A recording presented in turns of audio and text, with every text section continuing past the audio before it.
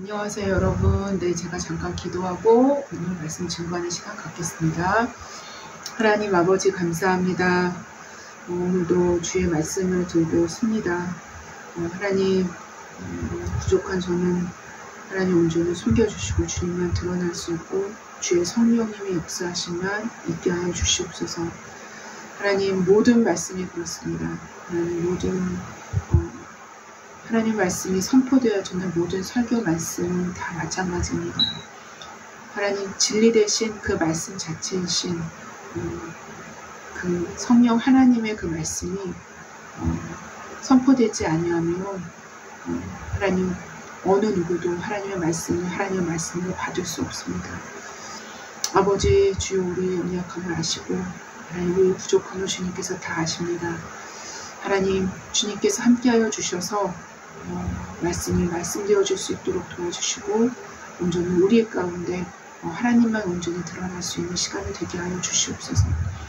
하나님 말씀을 통해서 말씀의 빛을 통해서 하나님이 어떤 분이신지 우리가 더 잘 알 수 있도록 도와주셔서 하나님 우리의 삶 가운데서 어떤 악의 도전이나 또 악의 유혹이 왔을 때 악의 미혹이 왔을 때 정확하게 그것이 미혹이고 악임을 분별할 수 있는 악은 악으로 볼 수 있는 선은 선으로 볼 수 있고 분별할 수 있는 그러한 우리의 내면의 은혜를 허락하여 주시기 원합니다. 그러기 위해서는 하나님 주의 말씀의 진리의 빛이 우리 마음 가운데 새겨져 있어야만 합니다. 하나님 오늘 그 말씀의 진리의 말씀을 새기는 시간을 갖고자 하오니 하나님 말씀이 말씀되어서 우리 내면에 각인될 수 있도록 도와주시옵소서.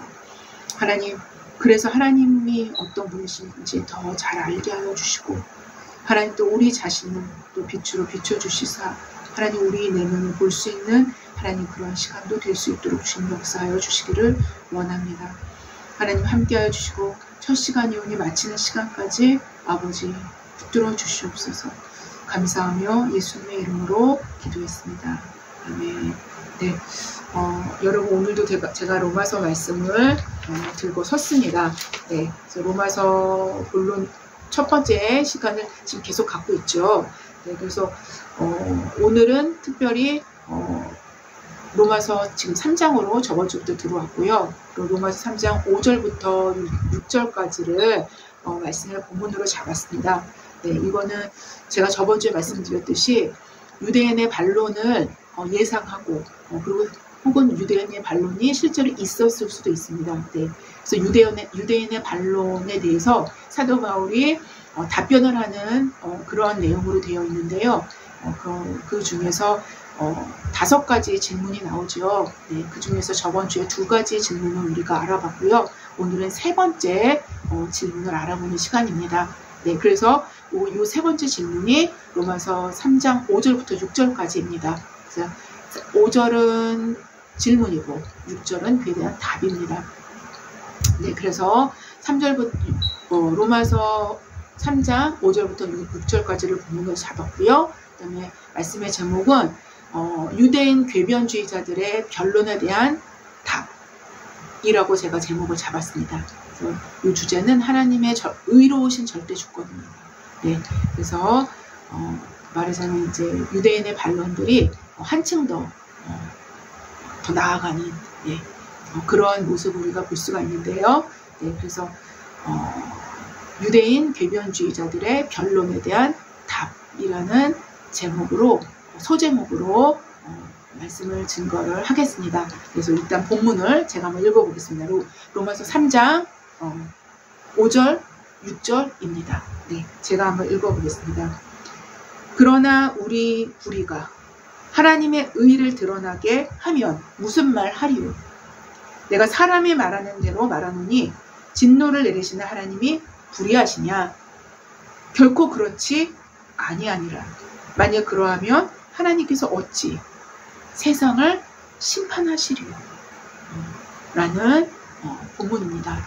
네, 오늘은 제가 역사적인 어떤 사건을 실제 역사에서 일어났던 사건을 좀 길게 예화로 잡았습니다. 사실 이건 예화는 아니고요.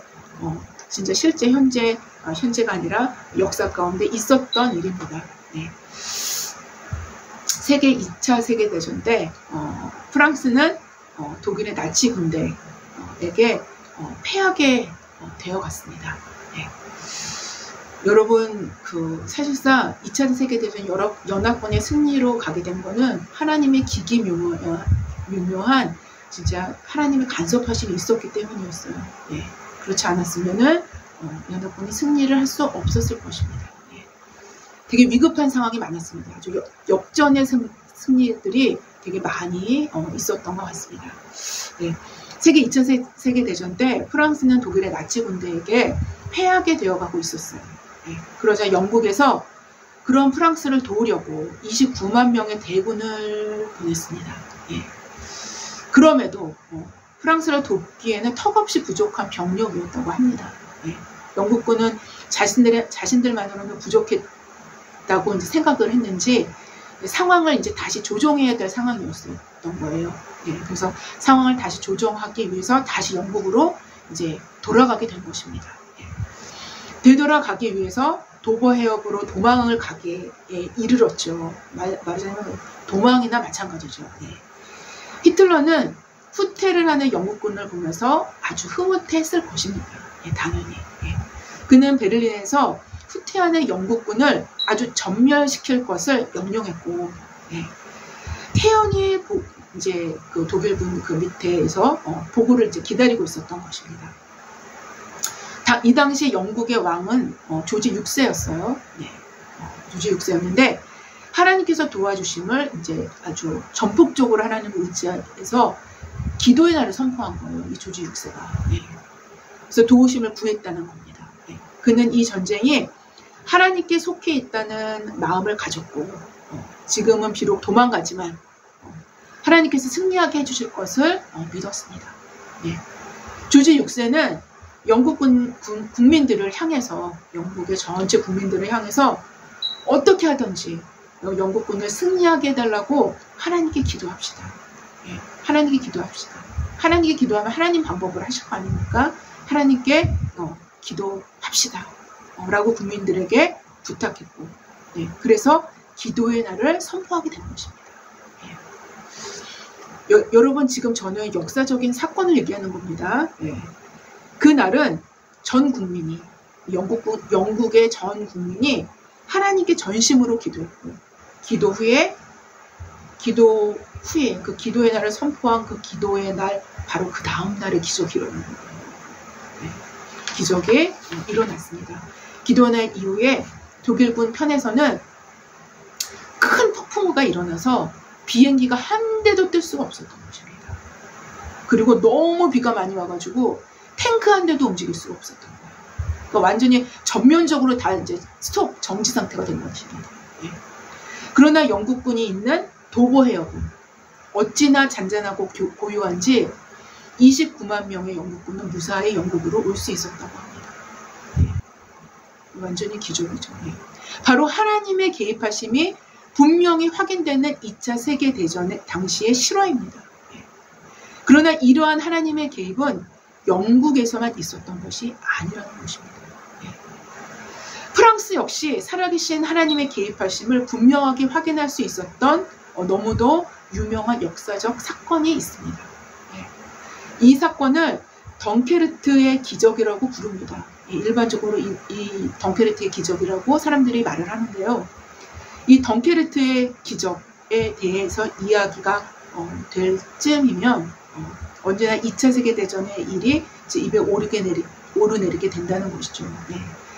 독일군은 파리가 훤히 보이는, 그러니까 완벽한 이제 점령 상태가 눈에 이제 다 보인다는 것이죠. 파리가 훤히 보이는 곳에서 47시간 동안, 그러니까 거의 만 3일이죠. 거의 만 3일이죠. 네. 47시간 동안 총을 쏘지 않고 있었으며 프랑스인들은 겨우 8시간 동안 지탱할 수 있는 탄약밖에는 갖고 있지 않았어요. 네. 완전히 프랑스가 독일에게 점령당할 수밖에 없는 완벽한 상황이었다는 것을 말해주고 있죠. 네. 네. 클루크 그리고 하우젠 블로우 등 독일군의 어떤 맹장들이 왜 프랑스인들에게 수도를 구하고 전쟁의 흐름을 바꾸어 놓기에 충분한 이 47시간 동안 유예 기간을 주었는지는 결코 설명할 수가 없다는 것입니다. 이 독일군에서 왜 47시간 동안에 이 만 3일이 거의 다 되는 이 시간 동안에 왜 유예 시간을 줬는지 아직도 오리무중이라는 것입니다. 그러나 총을 한 방도 쏘지를 않았다는 거지. 이 3일 동안에. 대략적인 3일 동안에. 1945년 4월 22일 이프리스에서는 이상하게도 갑작스럽게 바람의 방향이 바꿔져서 맨 앞에 선 독일군이 내뿜는 가스에 뒤에 따라오는 독일군이 공격을 당해버린 거예요. 그러니까 독일군이 독일군을 공격하는 마치 그러한 현상들이 벌어지기 시작한 것입니다. 그것은 그 지방의 특유의 기상 때문에 생긴 소동이라고들 사람들은 잠정적으로 얘기를 했었다라는 거예요. 그 소동이라고 말했었지만 슈마우츠 박사라는 분이 말하기를 그 바람이 그렇게 특별하고 아주 유난스럽게 아주 진짜 특별하고 유난스럽게 분다는 사실은 알려져 있지 않았었다. 그 기존까지는 라고 말을 했다고 합니다. 그러니까 원래도 그런 바람이 불긴 했지만 그렇게 유독스럽게 그렇게 유난히 그렇게 강력하게 분 적이 한 번도 없었다는 거예요. 또 그 바람 때문에 또 이 피아브 강에는 갑작스럽게 폭풍우가 몰아닥쳐서 더할 나위 없이 고요했던 강이 1시간 이내에 격렬한 급류로 변해서 4만 명의 독일군을 죽게 하고 이탈리아를 구출했다는 것입니다. 그러니까 아주 그렇게 자연적인 그런 어떤 현상들을 하나님께서 이용하셔서 아주 급박한 상황을 모면하게 하신 거예요. 그리고 연합군의 승리로 이렇게 몰아가신 거예요.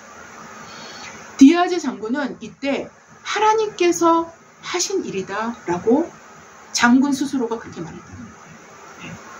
사실 독일에서는 기록적인 대풍년이었던 고구마 재배가 독일에서 대풍년이 일어났어요. 2차 세계대전 때 대풍년이 있었던 고구마 재배가 거의 하루 만에 하루 동안에 다 말라버렸다는 또 하나의 기록적인 사실을 역사는 증언합니다. 그래서 루덴도르프는 바로 이 고구마 경작의 실패가 식량 부족과 그로 인한 폭동의 원인이 되었다고 언급을 합니다. 이 사람은. 그래서 결국 바로 이 요인들이 전쟁에서 실패하게 된 원인으로 말했다고 합니다.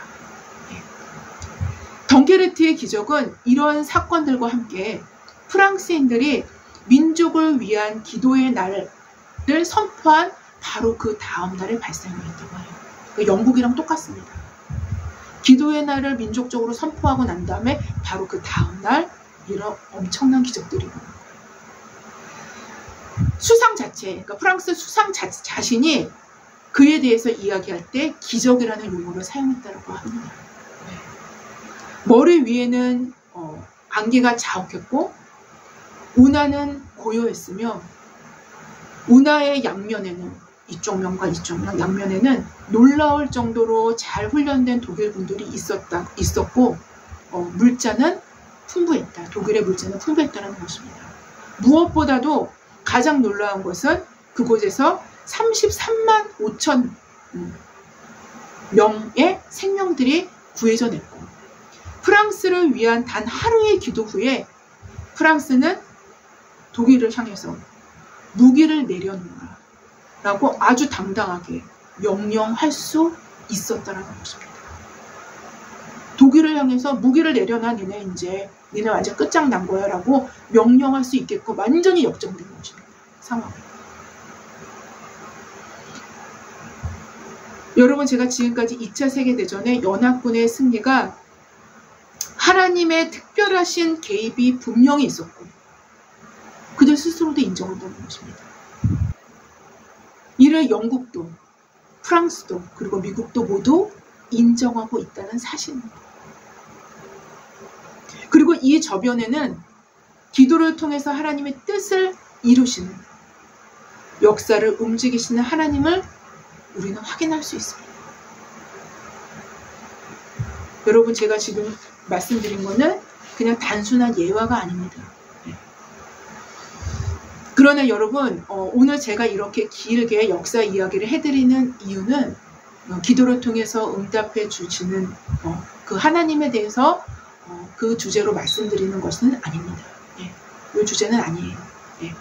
물론 하나님의 의롭고 선하신 절대 주권이 이 역사적 사실들에서도 우리는 충분히 확인할 수 있고, 이 주제 역시 오늘 본문에 또 이런 면에서는 중요한 주제가 되어지기도 합니다만, 그런데 우리는 이 이야기들 속에서 다른 부분을 찾아볼 수 있습니다.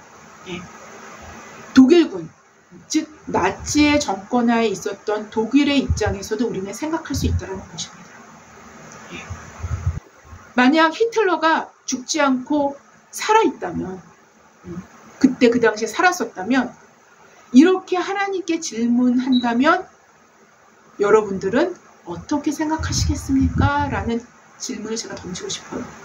히틀러가 말하기를, 하나님, 저의 악행으로 이렇게 영국이나 프랑스나 혹은 미국의 국민들에게 하나님의 살아계심을, 그리고 하나님의 의로우심을 드러나게 하는 도구가 되게끔 했는데, 제가 이렇게 도구가 되게끔 했지 않습니까?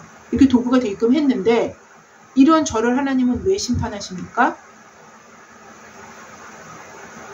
라고 히틀러가 말한다면 여러분은 뭐라고 대답하시겠습니까? 만약 하나님께서 저 히틀러를 심판하신다면, 히틀러가 계속 얘기하는 거예요. 만약 하나님께서 저 히틀러를 심판하신다면 하나님을 영광스럽게 만들 기회를 제공한 저를 심판하신다는 것은 정말 불의한 일이 아닙니까? 라고 히틀러가 말을 했다고 합시다. 만약 히틀러가 이렇게 말한다면 여러분은 이러한 히틀러에게 뭐라고 말씀하시겠습니까? 여러분, 오늘 본문이 얘기하는 게 바로 이겁니다. 정확하게. 이것에 대한 질문과 그에 대한 답을 보여주고 있는 것이 오늘 본문이라고 말씀드릴 수 있어요. 본문 5절은 이렇게 기록을 합니다.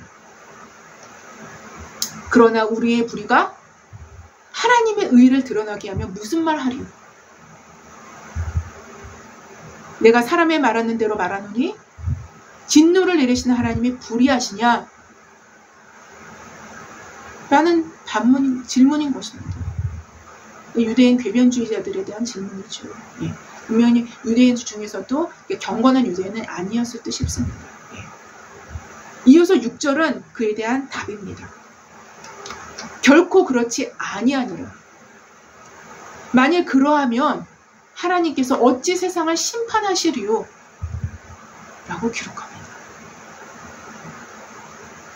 예를 든다면 히틀러는 자신의 불의함을 하나님의 의로움과 영광을 드러내게 만들었기 때문에 자신의 불의함을 정당화시키고자 한 것입니다.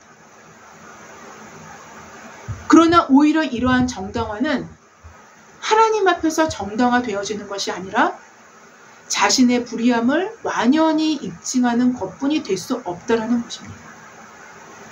왜냐하면 이러한 악도 스스로 정당화할 수 있을 만한 내면의 불의함을 이 정당화는 말 속에서 드러냈기 때문이에요.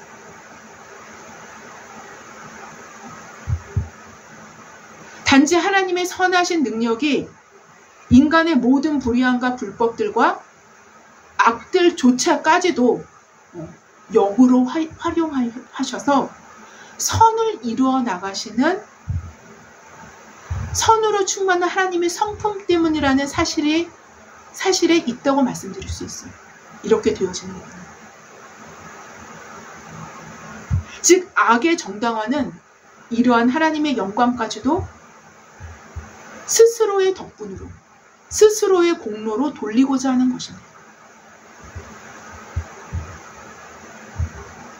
본문 5절에 대한 칼빈의 주석이 가장 명쾌하게 기록하고 있는데요. 아주 칼빈이 너무나 명쾌하고 너무 명료하고 너무 잘 기록을 하고 있어요. 제가 한번 읽어보겠습니다.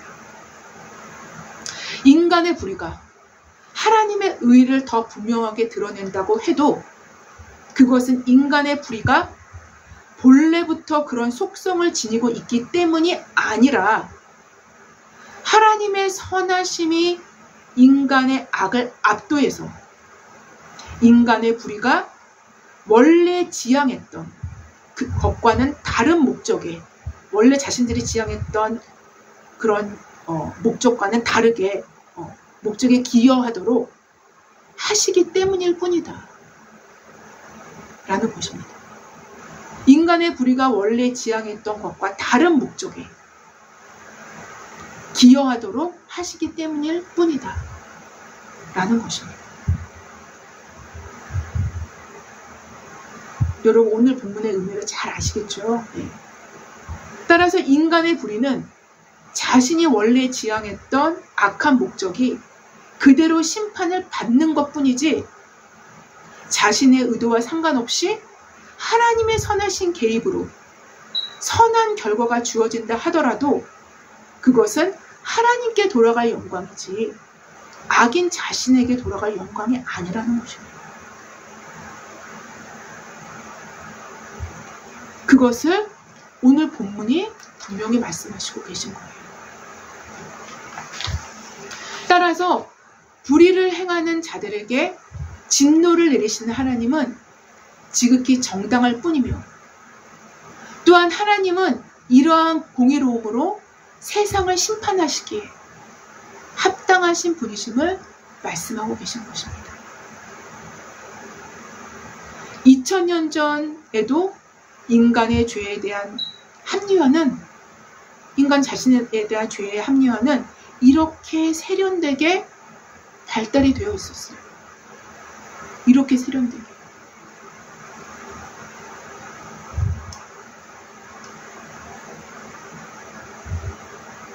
하물며 현대를 살아가는 우리 시대에 그리스도인들의 모습을 생각해 볼 필요는 충분히 있다고 생각합니다. 불의를 행하고도 하나님의 영광을 위해서라는 혹은 교회를 위해서라는 명분으로 슬며시 포장해서 암암리에 자행되는 것들을 우리는 진단할 수 있어야 합니다.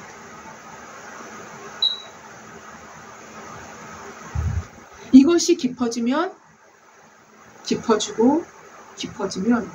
중세 암흑기의 형태의 종교 형태를 갖게 된다는 것은 자명한 사실이 된다는 것이죠. 그들 역시 중세의 암흑기 시대의 그들 역시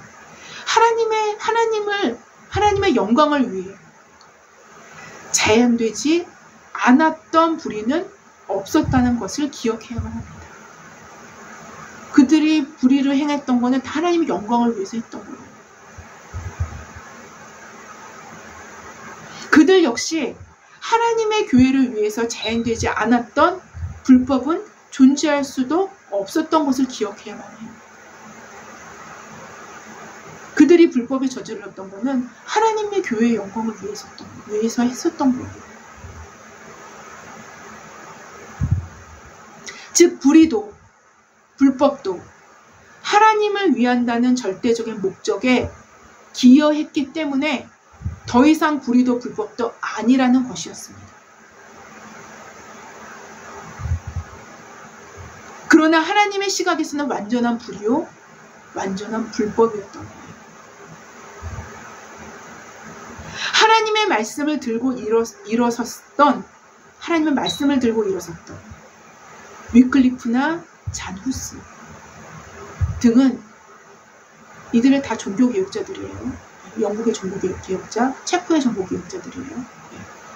등은 화형에 처해졌고 이들의 화형을 당한 이유도 하나님의 교회를 위해서 였고 또 궁극적으로 하나님의 영광을 위한 조치였을 뿐인 것입니다.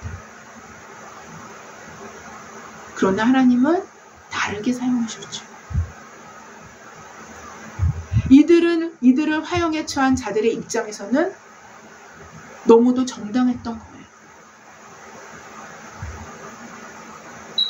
단지 하나님은 그분 자신의 충만한 선하신 속성 때문에 이들의 죽음조차도 하나님의 선하신 뜻을 이루는데 역사용하신 것입니다. 하나님은 공의로우신 재판장이심을 성경은 일관되게 기록하고 있어요. 오늘 본문 6절 역시 이 사실을 깔고 들어갑니다.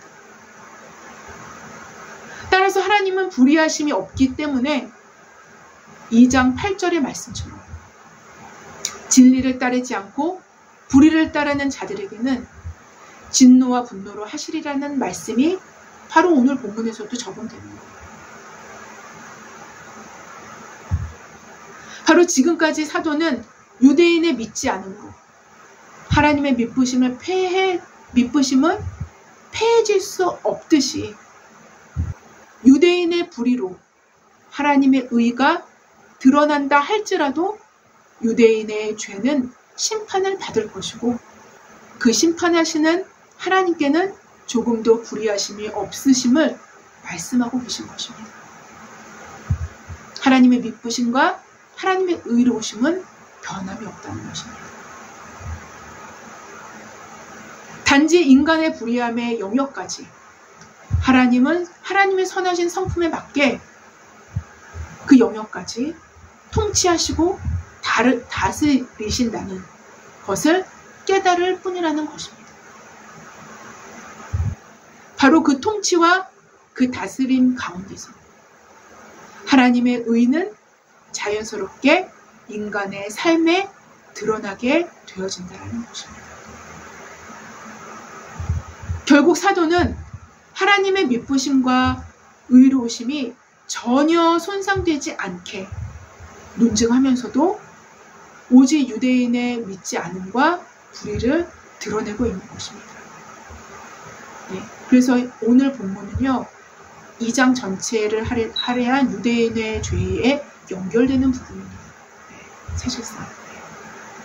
또한 이것이 그래서 다시 한번 말씀드릴게요. 2장 전체를 할애하며 기록한 유대인의 죄에 더하여 포함되어지는 유대인의 죄악상으로 유대인들이 갖고 있었던 이점들이 있었음에도 그들이 하나님께 신실하지 못했기 때문에 못한 반응 때문에 믿지 않음은 뭘로 표현됐어요? 3절의 내용으로 표현은 됐어요.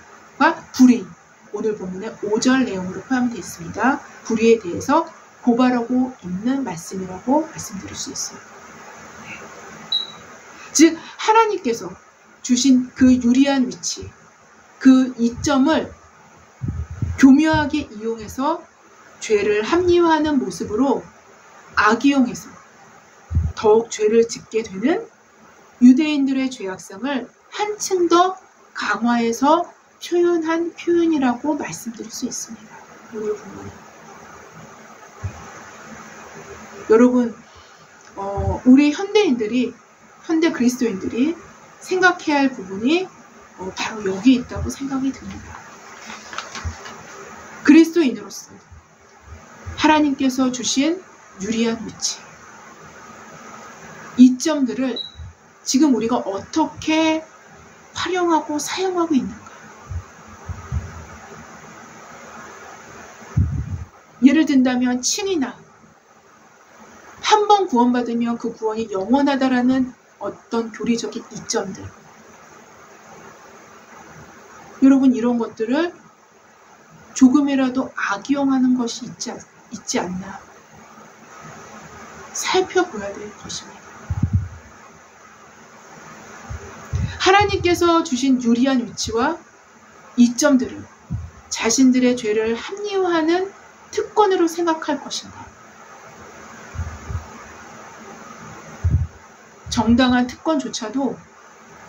특권이 특권으로만 남는다면 반드시 부패합니다. 하물며 왜곡된 특권은 말할 필요도 없는 것입니다.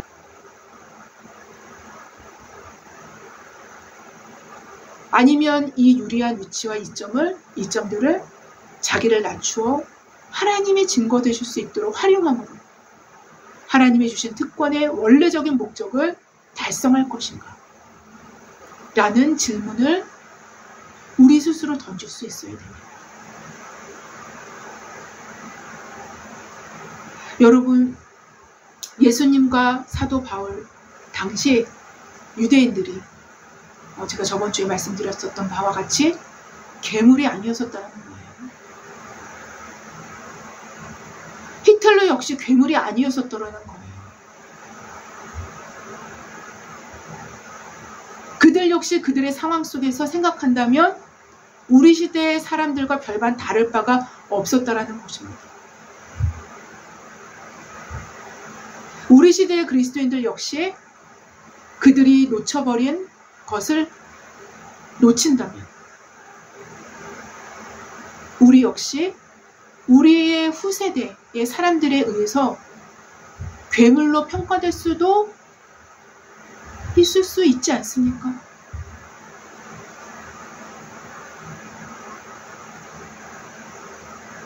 지금까지 로마서를 알아가면서 성령의 조명하심이 모든 사람에게 임해서 놓쳐버릴 수 있는 그것, 놓쳐진 그것을 발견하고 깨닫게 된다면 반드시 시대를 바꿀 수 있는 정말 우리 모두가 되지 않겠습니까?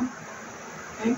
밤하늘의 별과 같이 그런 존재들로 주님께서 사용하실 것이라 믿습니다. 아무쪼록 많은 사람들을 옳은 대로 인도하는 하늘의 별과 같이 그리스도인들이 되므로 유대인들이 범한 실수를 우리의 교훈으로 삼아서 하나님께서 주신 특권의 원래적인 목적, 그 원래적인 목적을 달성케 되므로 달성케 되는 그러한 저와 여러분이 되시기를 주님의 이름으로 기도합니다. 제가 기도하고 마치겠습니다. 하나님 아버지 감사합니다. 주님은 살아계십니다. 하나님, 유대인들의 죄악sam들을 통해서 많은 것들을 보게 됩니다. 하나님, 그들이 자신들이 받은 하나님께로부터 부여받은 그 특권과 이점들을 하나님 어떻게 생각하고 어떻게 남용하였나. 또한 하나님, 현대 그리스도인들이 하나님께서 주신 특권과 이점들을 하나님 교묘하게 활용하는 것이 아닙니까? 하나님께서 주신 칭의를 구원받으면 그것이 영원하다는 것을 하나님 교묘하게 교묘하게 악용해서 자신들의 죄를 합리화시키는 것이 아닙니까? 하나님, 우리가 다시 한번 우리 스스로를 돌아볼 수 있게 하여 주시고 유대인들이 범한 하나님 그 죄를 현대 그리스도인들이 다시 범하지 않도록 하나님 앞에 신실하게 설 수 있는 하나님께서 주신 그 특권을 정말 하나님 원하시는 대로 사용할 수 있는 그러한 우리 모두가 될 수 있도록 주님 역사하여 주시옵소서. 감사하며 예수님의 이름으로 기도했습니다. 아멘. 감사합니다.